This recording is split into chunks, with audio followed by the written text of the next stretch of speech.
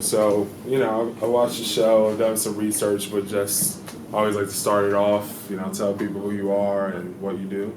Yeah, Flawless Real Talk, hip hop artist out of Providence, Rhode Island, from the hit show Rhythm and Flow on Netflix.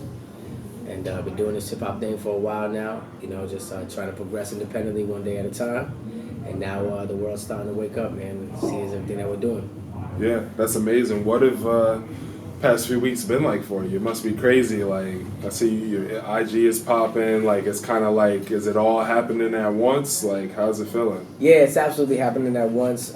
It's a good feeling, seeing the feedback from the show, how everybody's receiving the show, everybody's loving it. So it's been a great response, seeing the fans, all the love.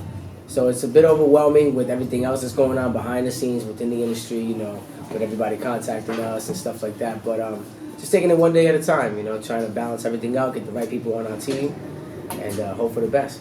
Yeah, nice. So what was your experience on the show? We had London in here last week. Dope. And, had a great interview. Yeah, London. She's a nut, man. Yeah, she had so much to say. And I love her so much.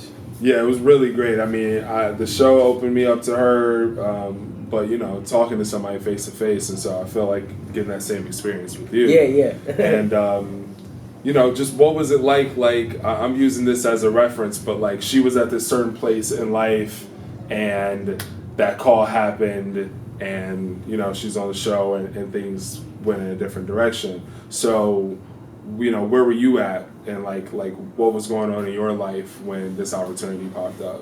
I was at a place where I was working every single day to try to progress, but we were a bit stagnant with getting the same results. So it was kind of like I kind of hit a glass ceiling that I kept trying to break through for a couple of years, and we just couldn't seem to get through there. So when we got the call for the opportunity for the show, I knew it being alone on Netflix was going to be a big opportunity. And I knew that, I could definitely withstand the competition and hopefully survive to the end. That was the main goal. So everything working out in that favor and allowing us to have this exposure now, it allowed me to break through that glass ceiling that I kind of was trying to break through for years. So it felt really good. Nice. So, like, what was it like actually filming and being out there and just, like, I don't know, getting used to cameras in your face and... What was that like? You get the call and it's like, oh shit, like I'm gonna be on the show, but then of course reality hits and like you're really on the show. You really got to do it, and it's not it's not just like the dream, but it's like the real work there. So what was your experience like really doing it? I think what helped me was I kind of downplayed the situation a little bit. Like everybody was talking about how big the show was gonna be.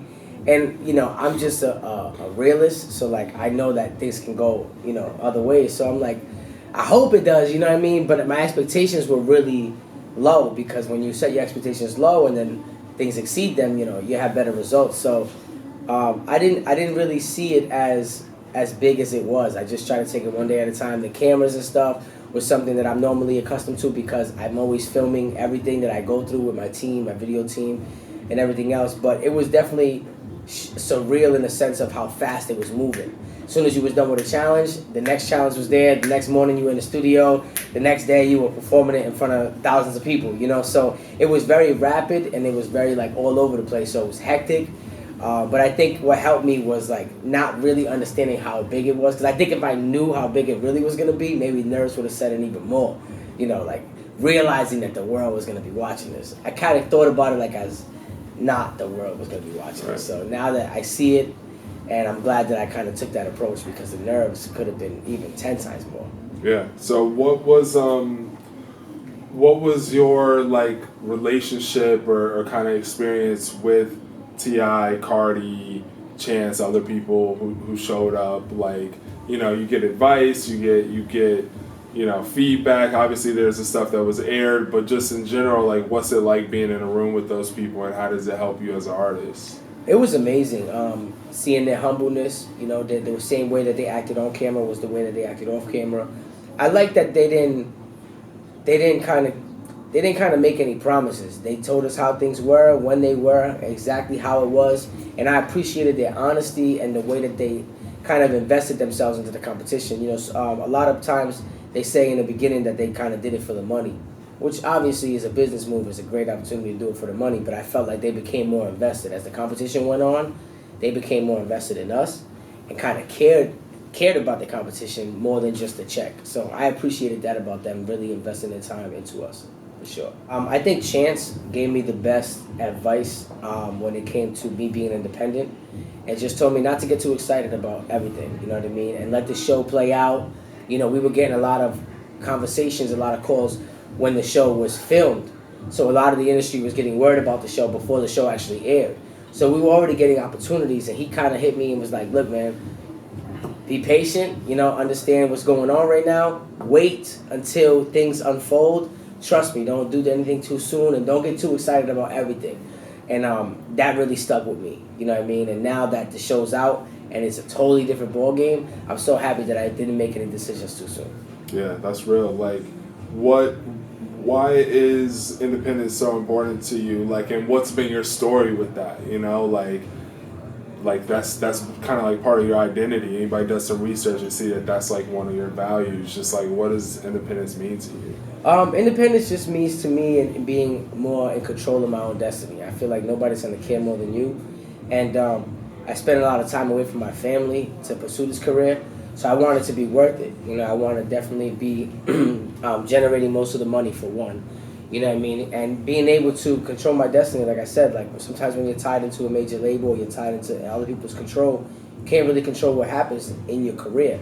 And then time goes by, and you know what I mean? So for me, it's always been about building independence. I went on an independent tour with Tech Nine.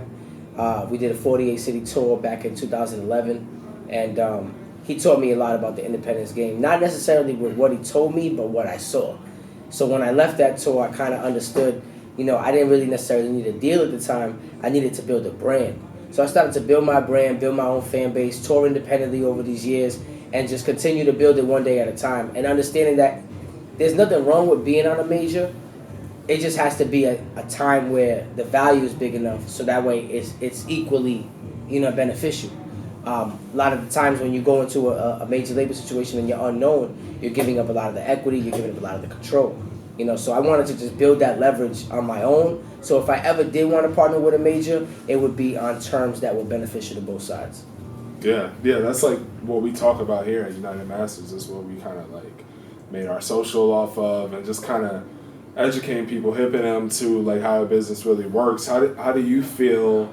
You know, shit, Tech Nine tour in 2011. Like, you've been about this life, but Yeah. how does it feel to see independence like really kind of becoming a thing now? Like, everybody's talking about it. All the artists are coming in the game talking about, yo, all my masters, I got to do this, I got to do that. Avoiding a lot of the traps that artists got stuck in for years. How does it feel to see this moment kind of coming to fruition? It feels great to see the independence being kind of accepted in a sense and applauded, because a lot of the times, a lot of people used to say without a major you couldn't make it, without radio play, without, you know, a lot of things, the streaming services, the way that Spotify and Apple Music and the way that music's being consumed now has really helped the independent artists. I'm so grateful for the streaming services, you know what I mean, because people could continue to stream our music. In the past, we would sell a CD for $10. That person could play that music for a year straight. We only generated that $10, so it was harder for an independent artist to maximize their profits. Now with the streaming, that every time somebody streams the music while we're sleeping, while I'm in this meeting right now, somebody's streaming my music and I'm making money. So that's the beauty of the time we're in right now and the independence. And there's nothing wrong with not being independent if you want the machine behind you, but it's just a gray area on how much you want to control and stuff of that nature. You know what I mean? What is something that, because I think people are starting to come around, and obviously like the split is crazy, and like, you get less than a penny per stream and stuff, but from like an optimistic side, is there something that you feel like artists should know, that like, yeah, it's not a lot per stream, but like, does it become real money? Like, can you attest to that? Yes. I cannot say that we don't deserve more. Yeah. Of course. But right now, I'm not in a position to argue that. You know what I mean? I'm just grateful for the opportunity to be able to continue making money and be able to have that platform for the fans to be able to continue to stream the music. I obviously do believe that we do, like, I advocate a lot for Tidal because they pay artists more per stream. So I do try to encourage my fans to use Tidal as well, because of the lane. Plus, I'm a huge Jay fan. You know what I mean? I believe that Jay is huge for the culture, and you know, I'm still, even though I feel like we deserve more. I think that it's important, you know, compared to the hard copy, you know, model in a sense. Yeah, for sure. What are some things about independence, like almost like some realities that you think it's important that people should know? Like, I think now because it's cool, it almost gets glamorized. Like, yeah, do it all yourself, fuck the labels, whatever, and then people forget about like the grind and how serious it is when you don't have the machine. So just from experience, like, what are some realities about independence that's not just, yeah, I'm my own boss, but like, no, I gotta work my ass off. Like, what can you say from experience about that? The realities of being independent come with a lot of time where you're not an artist. You have to put on different hats. There's a lot of times that I'm shipping merch. You know, I'm on the phone with my agent and I'm trying to get bookings and I'm doing everything outside of just making music in the studio. A lot of artists just want to make music in the studio, then sign a major deal. Because then, you know, you're going to give up a lot, but you're also not dealing with a lot. Having a lot of the control comes with handling a lot of the responsibilities. So I spend a lot of my time, not even in the studio, so to speak, but handling business affairs on a day-to-day basis. You know what I mean? Treating my company like a legit business from 9 to 5, and then maybe spending later in the day in the studio. So that's kind of how I balance my time. Right. So do you thrive in that though? Like, you like being hands-on with all your business? I'm not going to say that I enjoy it to the max, but I understand that right now, for the value that I'm trying to place us, it needs to be done. So I do have a small team, you know what I mean, with me of guys that, you know, are delegating responsibilities, but a lot of the responsibilities are still on me. And when we start to grow even more, I'll be able to hire different people to be able to take that responsibility on. So then it's off my hands. But it all comes with building brick by brick. You know what I mean? Right now we're just not at that place, so I got to take care of it. But soon we will be in a position to be able to give that to somebody else. And then I can continue to focus on the artistry of things. 100%. So, like backing up a little bit, what is your like story kind of like? Where do you come from? You know, how did you like get into this? Like, you've been at this for a minute. You're talking about the Tech 9 tour. That's, you know, 8 years ago. Yes. Just what's your journey been like? I'm from Providence, Rhode Island. We're the smallest state in the country. Bred with that underdog mentality. My story is really just a story of refusing to quit. I moved to Atlanta in 2010, and I started just really winning a lot of competitions out there. I started doing openings for a lot of artists. That's when I got the opening for Tech 9, and then he ended up seeing the show, invited us on the tour, and from that tour on, I was able to withstand independent touring on my own because I kind of like understood the blueprint of it. But I've lost everything, you know, on multiple occasions where I've fallen flat, ran out of money, had to go back home, you know, with nowhere to live, continuing to try to like make music, and it really just was a testament of me not giving up and never wanting the doubters to be right. So for me, even when things weren't going well, I was continuing to make music every single day, continuing to try to stay on the social medias and promote, and just keep the optimism up. I have a thing, like I tell my team, like, never let them see us sweat. Even when I was in the worst of situations, it never seemed like that with the brand. The brand was always still moving. We were always, you know what I mean, trying to get looks and trying to make sure that everything was still continuing to move forward. So it really just, basically, it's a lot of small wins that get us to this point. But nobody really knows about the losses. But it's really a lot of, like, I'm less than 500 my record, you know what I mean? Right. So for me, it's really about never quitting, no matter how hard things have gotten. Yeah, how do you find that, like, inside yourself to keep pushing this, you know, especially a moment when, I don't know, you almost want to doubt yourself and be like, man, what am I doing? Like, is this shit really going to work? Or did you never have that thought, or did you have it and you had to push through it? I actually gave myself a limit. I told myself that if I reached a particular age and I wasn't progressing, then I would move forward and try to go to school and you know what I mean, pursue something else, because I didn't want to be the 40-year-old underground rapper that's, you know what I mean, with teenage kids that's embarrassed to see their dad, like, you know what I mean? So for me, it was about pushing hard because I knew there was going to come a time where I had to reevaluate my life. So it was like that time for me doesn't even seem like an option. So it has to happen. So I just kept working as hard as I could because I was never wanting to see that deadline in my mind, you know, and that I think that motivated me the most was setting that, you know, at 35 or you know what I mean. If I'm still not getting what or making money off my music, then you know I gotta look elsewhere. But once I started independently touring, we started generating income. So we saw the progression little by little, you know, day by day. So I think that helped, you know, turning us into a business opposed to just being a rapper looking for a deal all the time. You know what I mean? Right. Yeah. What's that process like seeing, you know, even if the increase is a little bit, but just seeing like income go up and understand, like I've seen people say, you know, if you get like one new fan a day or, you know, make $100 more this month than you did last month, like how much of that year over year, month over month did you have to go through to be like, okay, you know, I'm still not where I want to be, but it's moving in the right direction? I utilized milestones as segues into the next milestone. So like, you know, I got like I was able to go down to DJ Clue. You know, I was putting up a bunch of freestyles on Instagram, and then one of the freestyles, shout out Frank Finesse, artist out of New York, actually.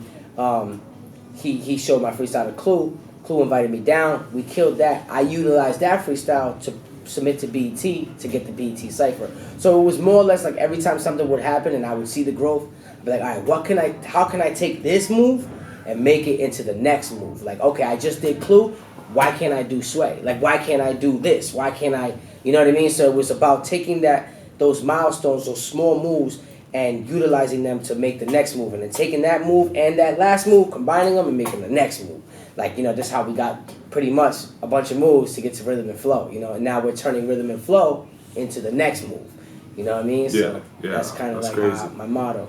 So what is the next move? Like we were chopping it up outside. Like, tell us about the EP, album, if you want to talk about that. Just like, how are you using the momentum of Rhythm and Flow? Well, we're gonna drop a project called Rhythm and Flow. I've been marketing that for a while now. You know what I mean? I feel like we were very dominating in the show. We didn't come out with the victory, but I really am proud of the way that we went out. And Rhythm and Flow is just an appetizer for the fans, for all the new fans that we have. I don't want to leave them too long without new music. So we're going to give them the appetizer. Then I got a new album coming top of the year. You know, that's going to be much bigger. So it's just about giving feet in the streets right now with something. So Rhythm and Flow is going to do just that and kind of feed everybody with an appetizer of what's to come. Right. So what are you saying on there? Like especially you're in a new place in life and new experiences. Like, what are people going to get out of this music? I think my music is very motivating, as well as I have a lot of storytelling in my music. It's really compelling and full of content. Like for me, even when I'm having fun, the song's always got, you know what I mean, relative content to it.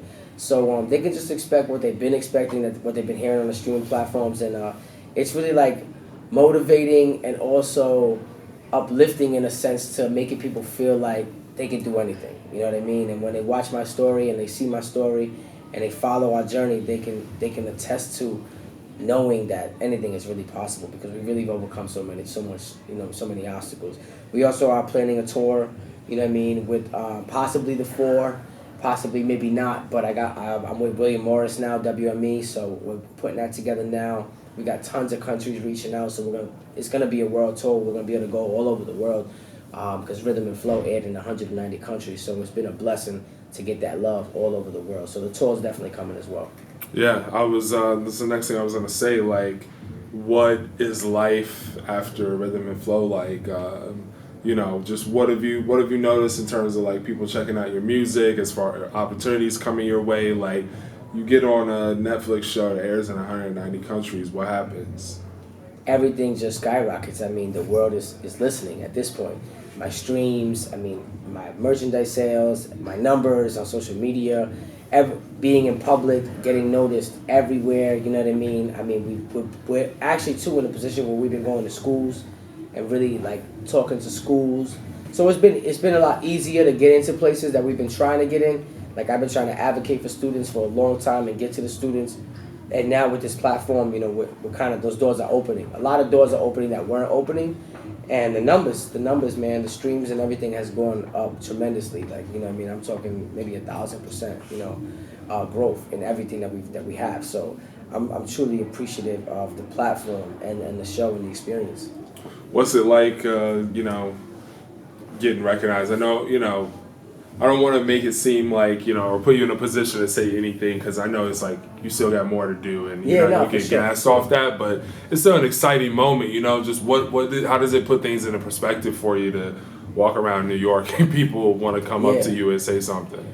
Being independent and us building our fan base one day at a time, we get noticed, you know, maybe once in a while, you know what I mean, from fans that are really paying attention. But this is like everybody, you know what I mean. That's what it's been a big change in how many people at a time too. You know, we was in New York, us four was in New York to the press run, and every time we left the hotel it was like crazy. Like people were stopping us everywhere, you know, going nuts.